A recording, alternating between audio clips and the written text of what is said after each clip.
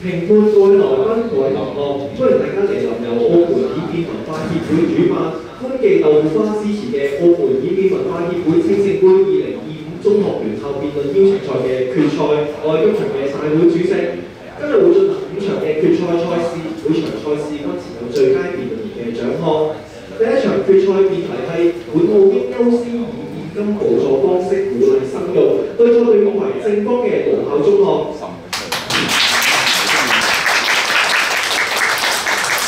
同係反方嘅豪江中學。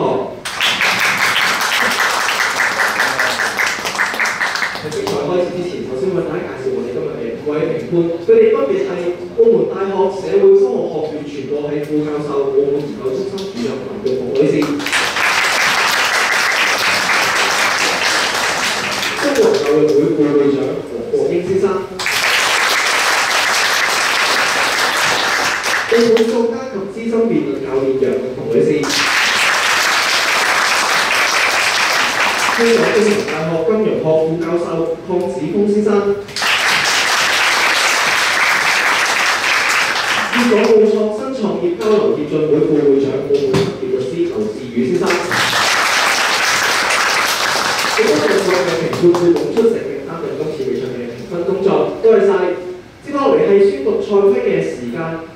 比賽進行時，嚴禁台上辯論員與台下觀眾以及外界進行任何形式嘅溝通，違者將會被取消參賽資格。一切發言均以廣州話進行，為人名及書名可以使用外語。任何發言不得作人身攻擊或誹謗。各辯論員將於計時完成鐘後先可以開始發言。各辯論員發言時間完結前1分鐘，計時將會鳴鐘1次。示意發言時間即將結束，法定時間終止時，計時將會連續按鐘2下。示意辯論員需要盡快總結其演辭，而喺法定時間終止時15秒過後，計時將會連續按鐘2下掃下。該隊辯論隊隊員將會被扣分，扣分制度如下：15秒過後，每過時5秒將會係每位評判給予該隊嘅總分扣除5分，如此類推，不足5秒者亦當5秒計。詢問下雙方對賽規有冇任何嘅疑問？如果冇疑問，馬上進入試咪嘅環節。試咪嘅先後次序按照出場嘅次序，首先有請正方主辯周振偉同學。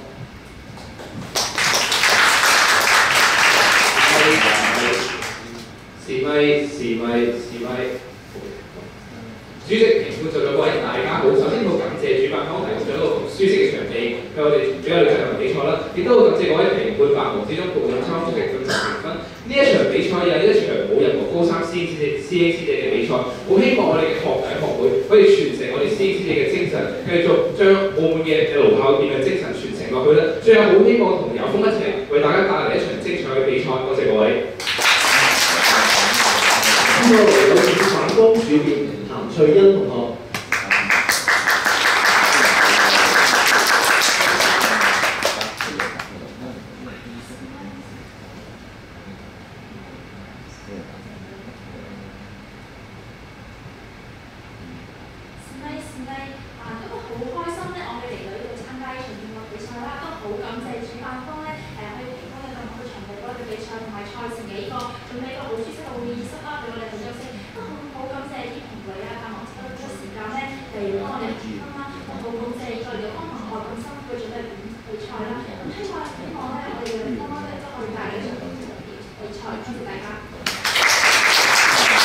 比賽正式開始，首先有請正方主辯周振偉同學，比賽嘅發言時間為3分鐘，準備好可以向計時員示意。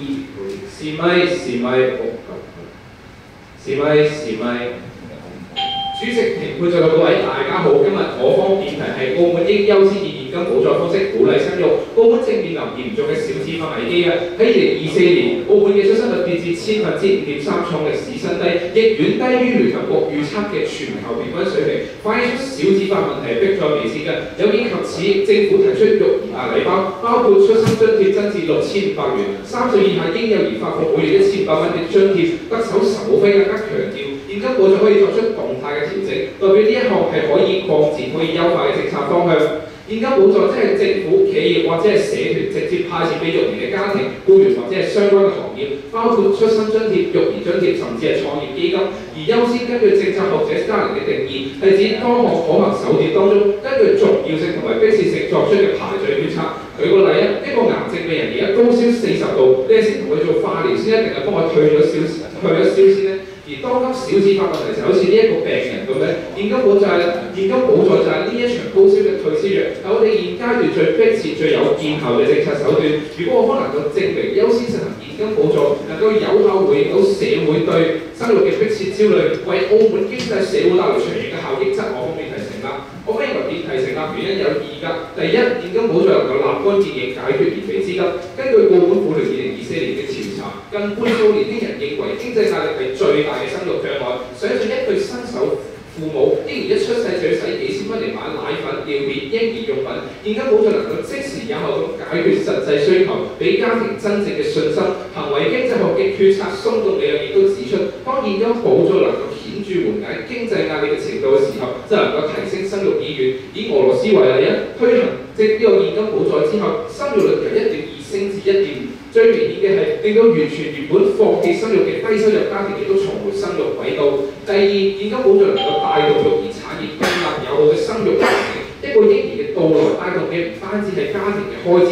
更加係整個產業鏈。月嫂、保姆、育兒服務、嬰兒用品、親子活動、嬰兒早教等等，現金補助可以刺激消費，產生乘數效應。對澳門而言，嬰幼兒用品對進口嘅依賴度好高㗎。如果政府能夠提供穩定嘅補助，唔單止係可以扶振到本地育兒產業嘅發展，創造多元嘅就業崗位，更加能夠令產業升級，令敢生能養樂育嘅口號成為實實在在嘅生活體驗。綜上所述，我從來都冇話過現金補助係靈丹妙藥嘅，但佢係破冰神器啊！佢能夠為政策創造討論空間，亦都為家庭提供到即時嘅支援，為產業帶來源不盡嘅發展動力。我方必須強調，優先採取現金補助，唔係否定托育、住房、稅務等其他政策嘅長遠價值，而係喺現實條件當中嘅戰略排序。最後想問有方同學啦，如果你都唔係認為現金補助優先嘅話咧，係不如優先呢？多謝各位。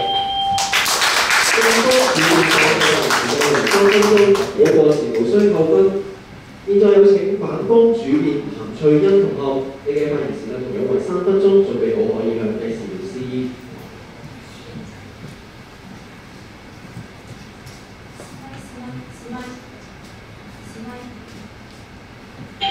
主席、評判、在座各位大家好，今日我方有為本論點優先以現金補助方式鼓勵生育。工業經濟合作和發展組織現金補助係直接發放貨幣形式，向特定群體提供經濟支持嘅政策工具。喺鼓勵生育方面，根據人口政策研究中所指，係政府通過政策授權和經濟激勵，持續提高人口出生率嘅行為，當中包括咗育兒津貼、出生津貼等。人合身份證係通過外部干預嚟改變個人嘅生育政策，而唔係有方所講，只要 finance 係補助都算現金補助唔啱㗎。而優先咧係根據一個問題嘅各個條件嘅重要性、金融性賠嘅程度，而從而做出嚟選項中嘅排序選擇。而同樣今日憲法嘅標準就在於，其優先以現金補助嘅方式，但依家顯示生育率低下嘅問題，並且會造成反作用，即係今日議題不成立。我方將以下兩點反對今日議題。首先，正如地方所講，當前全球普遍導致生育持續受到嚴峻挑戰啊，而人口變化將會經濟、糧食、健康、環境和地緣政治安全等帶嚟新危險。我哋都要明白，每個人每3年主要係分為客觀同主觀。知道客觀啦，其實喺而家嘅社會上，每個人身上就有好大嘅壓力啦。當你放貸、學貸、車貸、信用卡，自己經濟上面可能已經難以解決啦，仲有工作、社交、原生家庭等呢個壓力。其實大家可以諗翻啊，每日放工食完飯，究竟仲有幾多時間剩啊？而主觀上面，隨住性別平等意識嘅提高，生育已經唔係理性，而係我哋嘅任務啦。我哋可以有自己想過嘅生活，想有追求嘅事業，當然啦，生育都可以係我哋嘅選擇。但係即係會因為有一筆補助同無視上面呢啲所有問題咩？而且澳門過去10幾年一直都係用現金方式進行補助，但澳門嘅生育率持續下降，係2024年都係投咗新低啊！而到最證明現金唔係萬能嘅，而上漲都係我講一負單嘅數。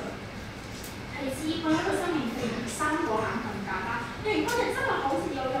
方咁樣，為咗短期嘅經濟有因去生育，但係冇考慮過點樣養嗰個細路，其實就一個人可以生但係冇力養嘅人。而呢一啲唔會被重視嘅社會問題都係有關嚟嘅，現金補助輕輕大過晒啦。當然啦，今日有分可以講，政府其實可以俾錢嘅，佢哋到18歲嘅，先唔係討論合理性啦，同埋個問題係以現金為優先嘅處理手段。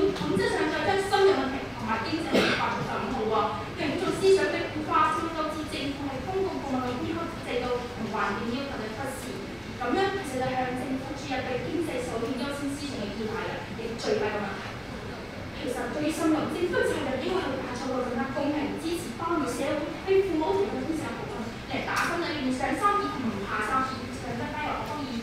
附在作分析。最後想問有方同一個問題，今日有公民認同我哋班學錢嘅人3個，但點解就唔優先錢帶個錢去補助？從政策上嘅分析，對方就係問大家，因為呢個錢附身地上腐敗嘅政策思維咧，多謝大家。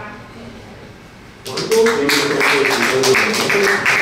析，有關節目有請正方一副李金玉同學。你嘅發言時間為3分鐘，準備好可以向你講示。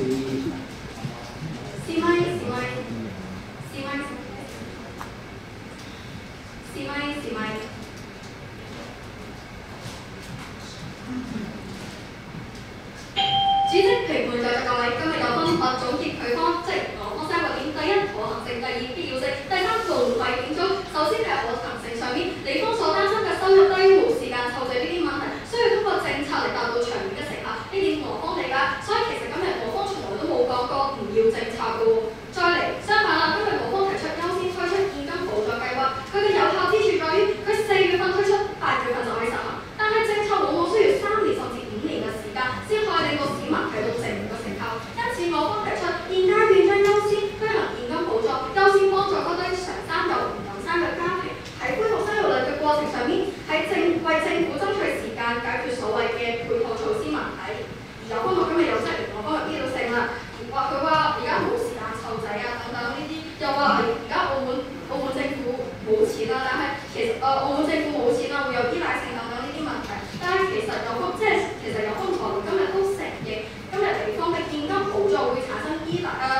今日地方承認呢個現金補助佢其實都係可以刺激到生育㗎啦，只不過係因為佢會有依賴性嘅問題啊嘛。咁但係而家問題係都冇人生，你點樣依賴咧？政府而家想派錢，但係都冇人攞錢喎，有方同學。所以其實有方同學今日都成難我方辯論嘅喎。再嚟，其實澳門而家推出現金補助，從來喺歷史上都唔係先例。我方見到嘅係國際經驗都表明咗呢啲現金補助係可以拉升到生育率㗎。西班牙推出嬰兒支票政策，發放2500歐元一次性嘅補助，當年嘅生育率即刻上升咗6%。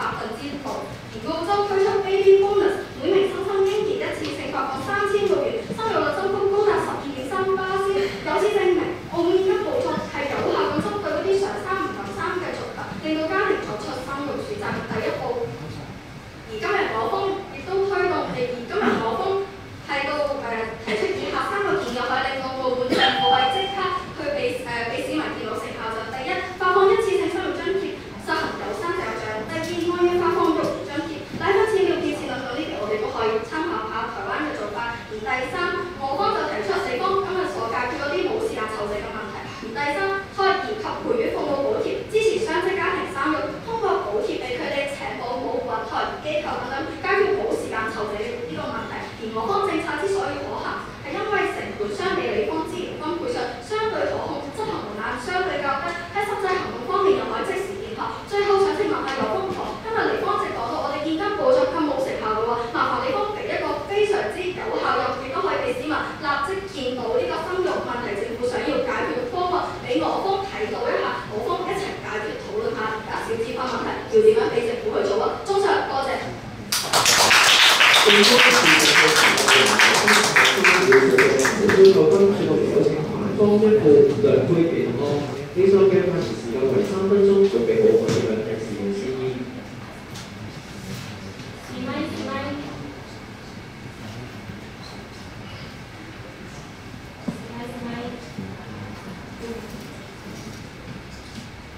好啦，啱啱有方同學一味就講得快又好，咁一快就優先快，等同於好啊？唔係啦。2007年澳門推行15年免費教育，雖然是3年籌建學校、培訓下教師，但係最終入讀率從74%提升至98%，教育支出佔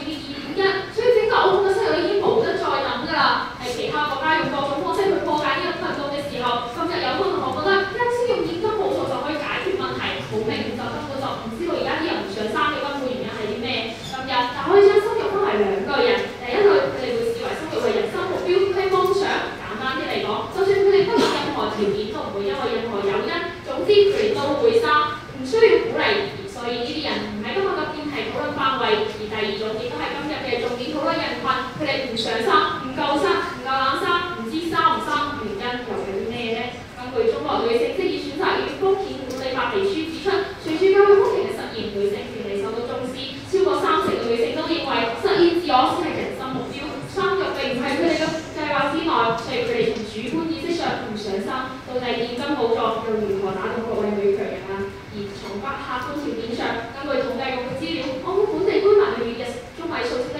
15000，生活成本就不斷加，人工又唔見到加喎。不過好在仲有份工，所以佢現時已經高達2.5%，又要供車又要供樓，仲要生活開支，人均開支水平都已經高達都已經要14000啦。唔好講生育啦，自己每日都已經為咗生育去拼盡咗血同氣啦。加上澳門現時已經接近咗70%嘅雙職家庭，每日朝9晚7，仲要加班埋實際教育細路嘅時間都冇3個鐘。今日育兒從嚟都唔單止係經濟嘅投入，都係情感同埋精力嘅持續輸出。所以超過60%嘅受訪者都表示，因擔心無法給予細路高質量嘅陪伴而推遲生育。呢種心理障礙，現金補助又如何消除呢？更甚嘅係，澳門嘅大環境亦都令各位準父母失去信心。上個星期每日都有人自殺，社會人心惶惶。喺教育方面，年輕就業事件都已經開始內卷啦，3歲音樂班、4歲舞蹈班、5歲偶像班啊，唔報你就落後。因此，無論係家長或者小朋友都承受極大嘅壓力，嚴重影響身心發展，最終一索性就誤生，生都是生憂鬱。你現金補助又如何解決大環境啊？其實以出事實大家都知道，但係有乜可偏偏因為政策實行慢，就認為優先用現金補助，從嚟都唔正視問題，咁只會造成資源錯配，浪費公帑。中常，我方電提你應承啦，多謝大家。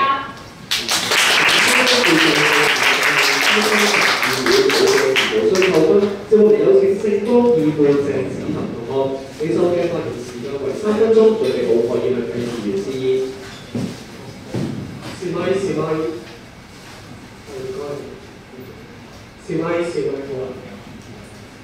主席、評判、在席各位大家好，咁樣自己走出嚟同我講，而家生育率低嘅問題已經好嚴峻啦。如果有同我講唔係快就好喎，我哋要慢慢嚟喎。到底你都想點啊？主席、評判、在席各位，今日有個堂其實完全冇結合到辯題入邊優先2個字嚟論證辯題㗎。你講今日講嗰啲工時太長啊、失業率啊、人哋觀念嘅問題，我方都同意要解決啦。但係今日我方真正係有爭議嘅位喺邊，係何者要更加優先去做啊嘛。所以今日我哋應該要係好似我方主辯所講，何者可以更快、簡單、快速取得成果，先係今日澳門政府最應該優先去做嘅嘢啊！睇翻有同學啦，其實今日我方主辯問到一負再一問人嘅，你嗰個方案究竟喺邊度？去到一負都仲未達到，請由嗰個同學稍後2負出嚟回答一下啦。你嗰所講嘅嗰啲。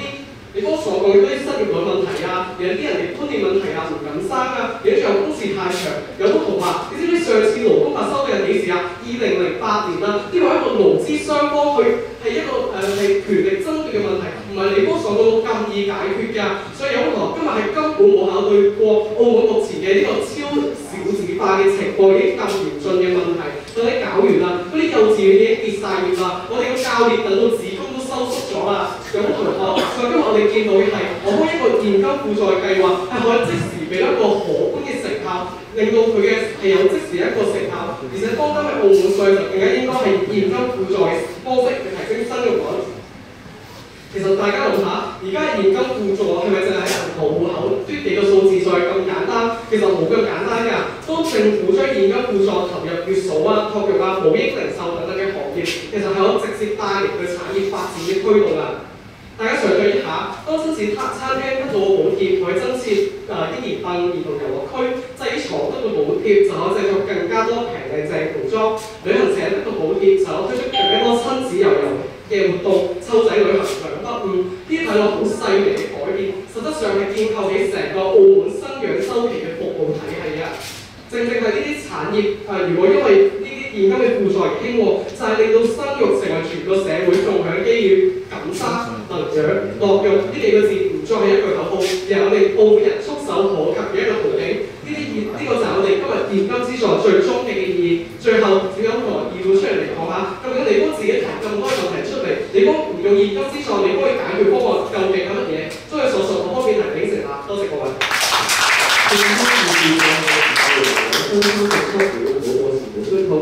接落嚟有請反方辯護嘅歐開委員項，呢項嘅發言時間為3分鐘，準備好我哋嘅請辭員先。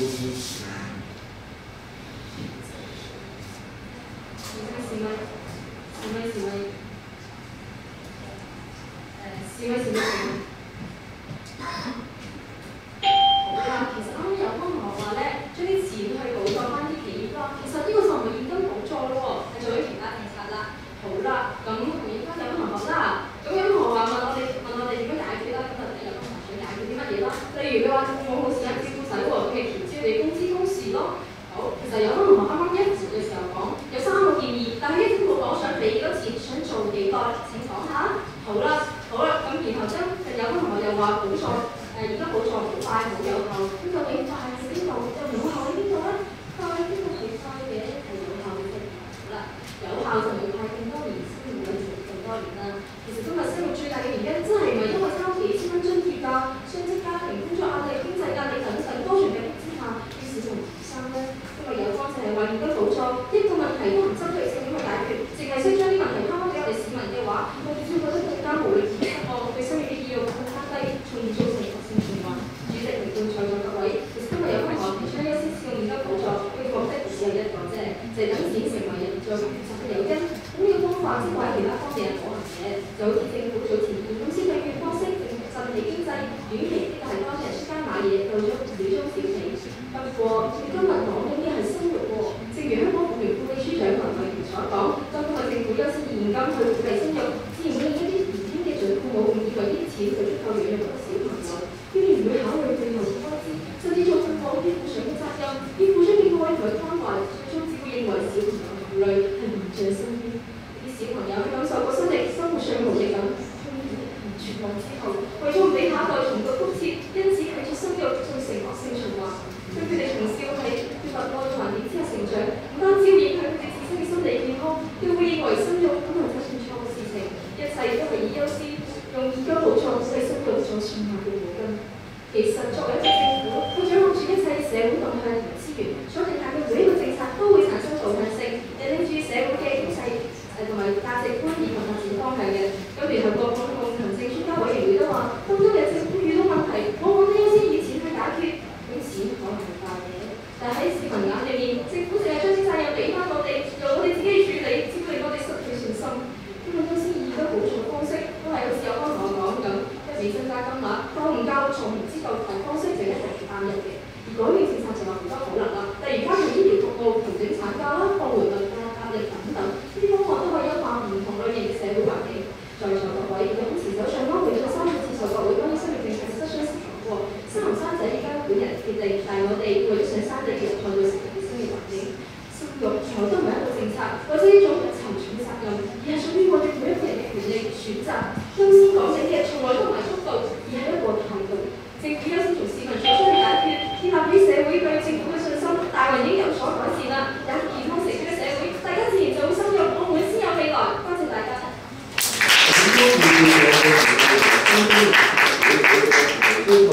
接落嚟係自由辯論嘅環節，自由辯論賽規如下：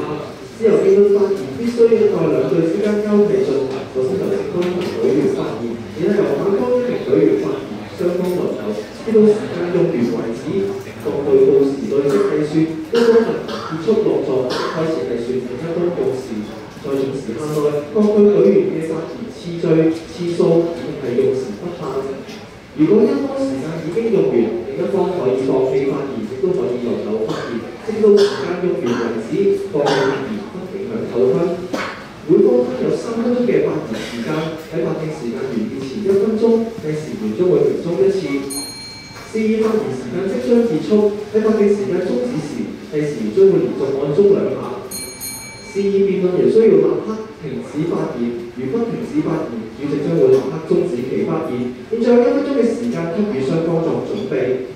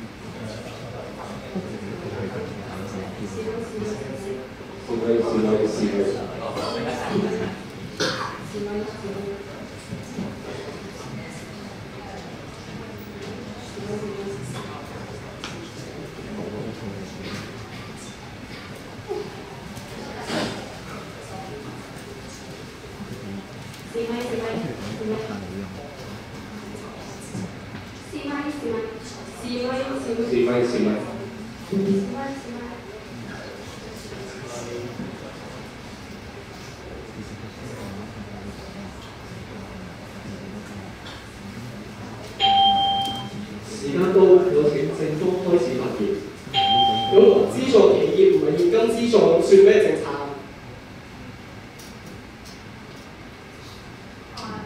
問翻你嘅優先考慮應該我做啲咩？係，所以有台已經冇答到，所以資助企業其實都係現金資助一族啦。再問李方啦，李方頭先係咪質疑我嗰現金資助嘅成效？好啦，有方同學首先問翻你先啦，你資助俾企業，你想要做啲乜嘢，達到啲乜嘢效果？其次，現金補助有乜嘢好處？第一個問題，資助企業咪能夠俾佢發展啲育嬰產業，個現金補助嘅好處咪能夠即時解決問題咧？我哋睇份數據啦，澳門理工大學喺2024年嘅澳門生育鼓勵政策系統改革呢一個研究就表明，頭3位最影響生育嘅因素，第一樣嘢就係經濟因素，佔18.1億巴仙，比重最大。咁點解唔係經濟問題你影響生育最嚴重嘅咧？明啦，有方同學即係今日覺得係經濟壓力，係咁問翻你啦，其實經濟壓力係邊啲壓力？我詳細分析一下來源係邊啲？根據婦聯2024年嘅調查咧，呢個經濟壓力咁包括第一個就係育兒開支，可能育兒開支都未解決到，你方嘅結構性問題點樣解決啫？我嗰一步其實有一個好完整嘅政策，第一個就係一次性嘅育兒津貼2萬蚊，之後每個月發放15000蚊嘅一個育兒嘅津貼啦。你嗰一直冇達到啊，其實我都做結嚟啦。其實我都已經有數據證明，澳門人最大生育原因就係因為錢啦。再嚟啦，你嗰個數據結構性問題，嗰市場你方自己提出嚟嘅問題，你方嘅解決方案係乜嘢？現金。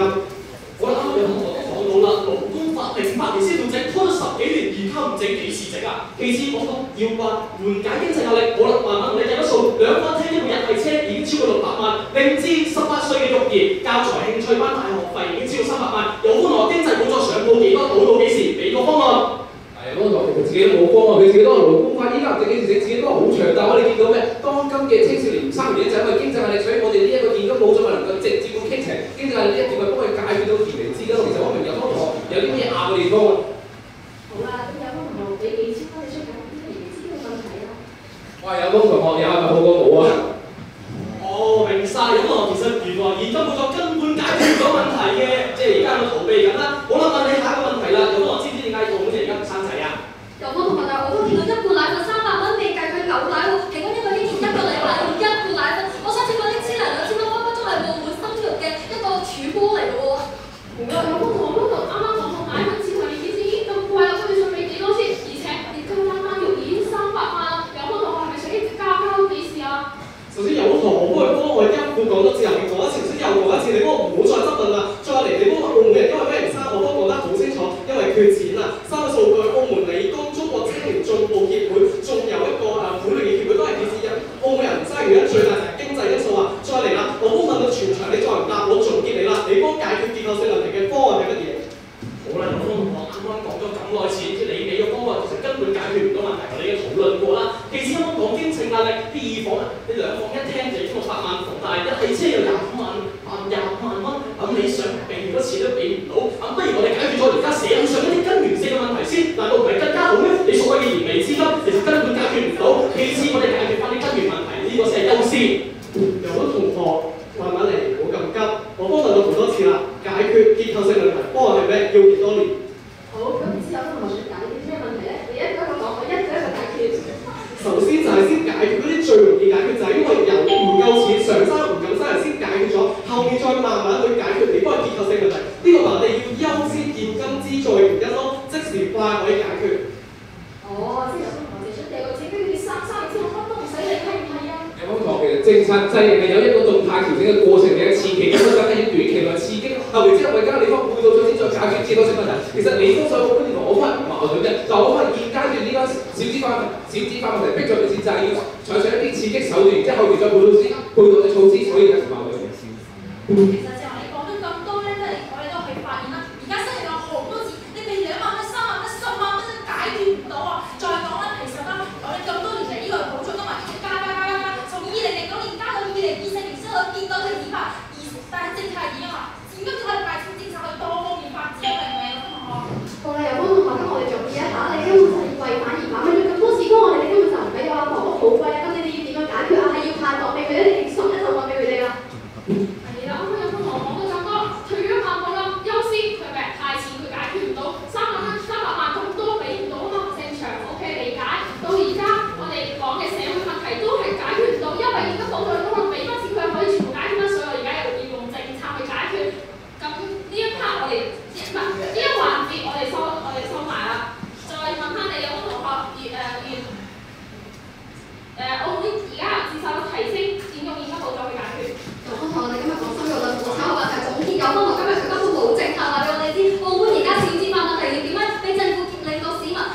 政府令到市民見到信心，所以其實有可能今日冇睇到全職辯題嘅優先係點樣做。我方話嘅係優先即係俾市民首先見到政府嘅信心，之後見完信心之後，我哋再發展後邊嘅長途配套政策。但係有方今日一直喺度同我哋東拉西扯，所以總結有方根本唔成啦。到彭方繼續。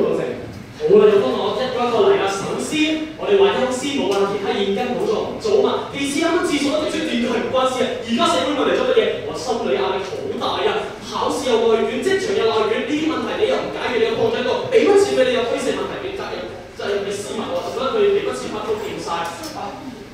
唉，到我啦！你今日提出咁多問題，其實我哋唔係俾錢可以解決㗎。我哋嗱，例如你話房屋有提供條件房價，條件物價咯。自由辯論環節結束，剛才彭方因附喺自由辯論環節講咗 OK 同埋 pass 嘅英語，煩請評判喺計分嘅時候可以作出考量。現在有1分鐘嘅時間給予雙方作總結準備。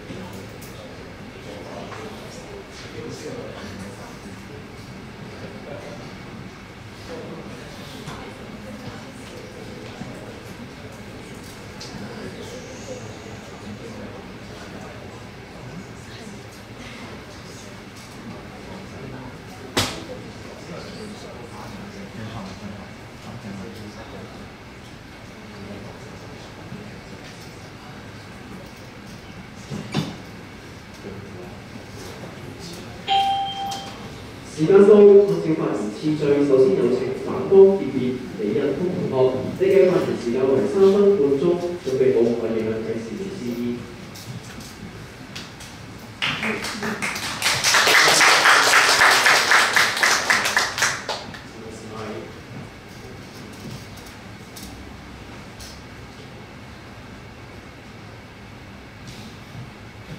成場比賽嚟到呢度，對方今日依然將生育經濟有一嘅政策效率畫上引號，亦唔明白優先以現金補助作為政策導向所帶嚟嘅種種問題。公共政策為社會帶嚟嘅意義，往往係要比對方所想嘅重要性高出更多，貪一時之急就只會一子錯，滿盤皆落索。主席評判在座各位大家好，相信大家都已經意識到全球出生率都面臨咁嚴峻嘅挑戰，而佢影響住我哋嘅生活、經濟、政治等多個面向，而澳門亦都正遭受緊挑戰。喺咁嘅情況底下，對方今日所秉持嘅第一個觀念係俾錢，將現金去解決澳門人嘅經濟壓力，聽落去十分簡單粗暴，但淨係講錢，對方所謂嘅補助都未必解決得到啊！試諗下一個30出頭嘅年青人，結婚之前買車買樓，啱啱供養到25萬左右嘅日系車，再2房1廳600萬嘅房貸等住你，加上經濟又唔好，澳門薪酬中位數啲借18000蚊，唔飲唔食25年先還啲大款，而呢個時候仲要生育，對方以為就係多個仔多啲奶粉，但其實0至18歲嘅育兒平均費用閒閒地都已經300萬，對方嘅現金補助要補到幾多幾時先至夠啊？況且唔生育嘅原因唔會只係因為錢，隨住社會進步，我哋已經唔再自由生育呢個必選題，就算要生都要考慮雙職家庭、社會壓力，而對方其實都講唔出有幾多人真係賺呢一筆錢而決定生育，甚至連澳門政府都未能夠因為現金補助而見到成效。有同學今日話快就係直觀，但係有同學除咗派嗰下快，仲有邊度快呢？風後講澳門政府派咗咁多年，都係個出生率都係持續走低，未計供車供樓，0至18歲啱啱都已經講咗要300幾萬啦。今日有方同學嘅現金補助快同埋直觀根本冇辦法體現。其實有可能今日就係雙標啊！我派錢就有信心，唔通做政策就冇信心啊？琴日有人自殺，今日開個心理諮詢會，大家唔係盲㗎，有眼睇㗎嘛。其次，若然好似有方同學咁，一味只話加大現金補助嘅額度，先唔論可行性同額度啊，更為重要嘅係，若然有人因為對方嘅經濟誘因而生育，對方亦都難以確保係子女出世以後能夠得到優質嘅成長環境，而小朋友成長之後，仲要面對居高不下嘅社會壓力，佢本身嘅生育意願亦會下降，而生育到下降嘅社會閉環就此而形成。更為重要嘅係，政府所有決策都運行住強大嘅導向。倘若以對方口中嘅快、簡單作為決策嘅方向，我哋就只會跌入咗現金為王嘅錯覺之中，將經濟同各項問題掛鈎，從而失去一個政策應有嘅效果。因此當下優先要做嘅係為生育打造完美嘅社會環境。當澳門市民連佢哋自己都喘唔過氣嘅時候，我哋應該用一系列嘅政策解決澳門嘅城市病，提升教育質量，創造更加多嘅就業崗位，調整工時，放緩物價上漲。當真正有咗最優質嘅社會環境，市民先唔再需要因為其他因素去鼓勵或者促進佢哋生育意願，而係真正放心咁令佢哋嘅下一代喺澳門出生成長。在座各位，生育唔係只有我哋睇到嘅指數或者要用錢咁簡單，背後所包含嘅仲有養育一個小朋友嘅成長環境、優秀嘅學習教育、健康嘅心理、快樂生活。呢啲背後係每一個家庭對佢哋小朋友、對澳門未來嘅展望，而唔係錢一個字咁簡單。所以今日政府要做嘅就係設身處地，為澳門市民解決每一個憂慮，為每一個澳門嘅城市病對症下藥，令澳門嘅明天走得更高更遠。多謝。反方嘅視像學內容相關事實表示過時無需扣分，接落嚟有請正方二辯子晴同學，你所嘅發言時間為3分半鐘，準備好可以向提示員示意。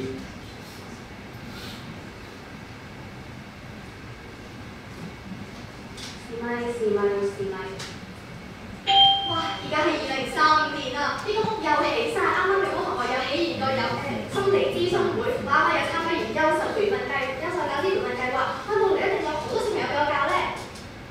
小朋友啊，如果你哋想參加今次嘅親子遊隊嘅話，請舉手喎。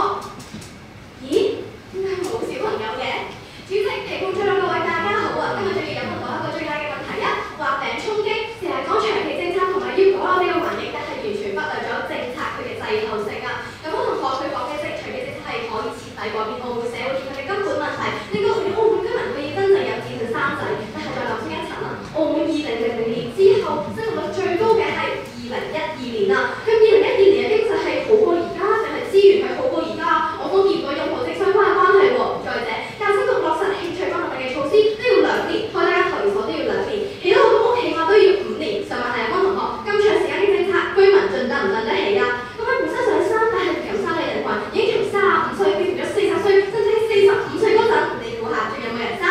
而我方主張嘅優先給予現金保障，推薦轉化成為家庭收入，先解決中而解決問題，令市民見到政府嘅信心。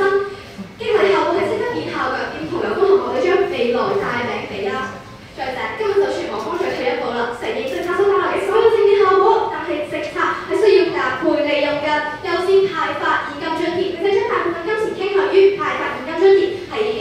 點，去驅動班人有慾望，後期再用政策去彌補短板，之後形成一個長效嘅機制㗎嘛。就例如我而家屋企天花板漏水，我都要用個盤接住啲水，先再為維修工人去補磚㗎嘛。而家冇咗睇到咗呢個盤嘅作用啦，為後續嘅政策爭取時間，例如有個同學啱啱所講嘅咩開心地諮詢會啊，定係起公屋等等嘅一啲政策，而家啲政策就好似維修工人咁樣，可以鞏固翻現金保障所帶來嘅生育成果。其次，現金津貼仲會俾翻啲危在價值，就係例如因為生育率低問題差唔多執笠嘅托兒所、育兒中心，幫翻啲育兒企業去堅持落去，慢慢構建翻一個友好嘅育兒環境。今日有個同學講咁多，又話咩而家好多人唔生係因為而家女仔都會想要去自己去創造自己嘅價值啦。但係其實有個同學完全冇諗過，而家後生仔唔生嘅最大原因係乜嘢啊？係生完之後身不由己啊！今日我哋好認同有個同學所講嘅解決工時問題等等，但係真係要等太耐啦。而政府即時派嘅錢都好似突然之間喺你嘅銀行卡度多咗5000蚊餘額，有咗筆錢之後，養仔嘅方式變得多式多樣。我可以攞筆錢去請工人，送個仔去托兒所、育兒中心，俾翻啲時間俾自己，甚至收到翻好似有啲咁新聞，去回翻我哋美貌啊！生完仔就可以大聲話我個荷包冇俾時間，我個荷包同埋時間係冇俾個仔放假㗎。咁我同我一齊話將錢擺喺政策改善環境度，但係作為市民，政府一日唔將個成本擺喺面，市民一日都擔驚受怕。你自己都同我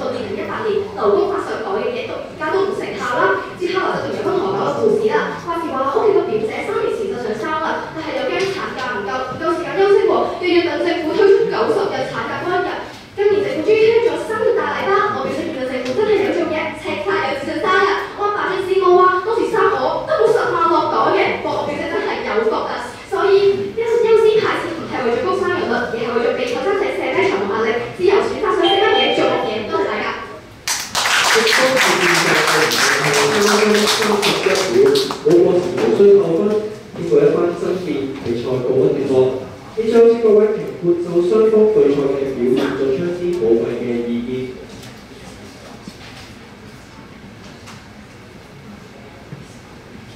首先，我哋有請劉玉紅女士。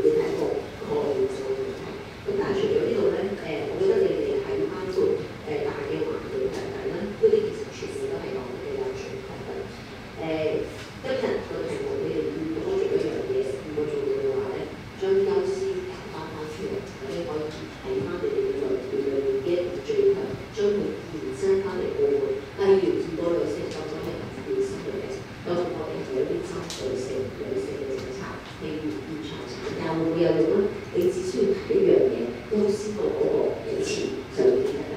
咁所以咧就希望相關嘅同嗰個班會再思考一下，咁跟住交俾黃老師。多謝啦，林教授啊。咁佢講得都好細緻嘅。咁我今日咧，我陣間坐嘅咧就唔會咁細緻，就係集中大家嘅表現嗰度。咁今日嘅表現咧，其實就我聽完咗有啲驚嘅，因為我做中小幼其實因為而家聽到之後咧，可能幼稚園將來都會面臨好大嘅挑戰，食金錢都好大嘅挑戰。聽完你哋嘅辯題之後，見到咧發覺都未能夠說服到可能嘅年青婦女，包括年青婦咧，就去做下一步嘅生意，到底點算咧？咁其實咧就當然政策其實係好多，現金嘅先教授都講過，而家嘅派發咧，其實係其中一個政策係內容。咁應該係嘅，我哋成日都講要即係要解決一個社會嘅咁即係出生率低嘅問題咧，佢應該係一個叫做組合嘅。所以呢度咧就但問題優先嗰度咧，大家似乎個擺位咧都係有少少模糊，係有少少模糊。呢個第一個。第二個，如果大家嘅表現咧，我覺得就大家俾我有一個好驚喜，因為大家咧係中學生企出嚟表現淡定咧，仲有就係喺立論方面咧，都係一個叫做好清晰嘅。咁但係咧就呢啲就係表現好嘅啦，仲有就係大家喺演繹嘅時候咧，嗰個信心咧，我覺得大家都好似好滿有信心，即係俾人嘅感覺咧係好，即係既有娛樂性，但係亦有唔少嘅即係值得我哋去學習嘅地方。包括我自己都覺得你哋真係喺你哋身上學到一啲態度啊，嗰個神態啊咁樣。咁呢個咧，我諗係一個大家都係站喺呢個方面咧，我諗我唔會話邊個優勝先咧，實際上大家都係不相伯仲嘅，都係好嘅一個表現。但係如果真係講雞蛋裏邊挑啲骨頭嘅係，因為本真係咁嘅啫。咁挑啲骨頭嘅話，其實咧就大家可能喺辯論期間或者演繹期間，無論係出嚟做第一、第二或者甚至拋到主辯以至到大家喺度互相質詢嘅時候咧，其實嗰個語言咧就我發覺有陣時會太快㗎，快到咧有陣時令到我哋聽唔清楚你講乜嘢。咁所以咧就譬如包括你哋講，即係出生率需要都係出生率定係失業率啫嘅。咁呢啲咧，我諗你哋可能喺慢慢喺訓練嘅過程裏邊咧，呢啲口語嘅表達咧係快嘅時候，但點都好咧，你辯論期間一定要令人聽得清清楚楚，一定要聽清楚你哋講乜嘢，就唔係搞到你哋過咗就會令到係無上少少，即係不完美嘅地方。但無論點都好啦，最後都係好恭喜大家能夠進入到今日嘅重要狀態。我講到呢度啦，好多謝佢嘅好多嘅關於賽事第7.2.2號嘅規定，決賽以各場賽事勝出隊伍當中，其總得分進行排序，總得分最高者為冠軍，第二得分最高者為亞軍，第三得分最高者為季軍，其次為優異獎得主。如分數相同，則以票數高低決定勝負；如分數及票數相同，則由評判投票決定。所有決賽賽果以及獎項，因為今日各場賽事完結之後，即係6點15分進行嘅頒獎典禮上公佈以及係頒發。下一場比賽將會喺2點鐘開始，請各位留意。先請雙方辯員先到台。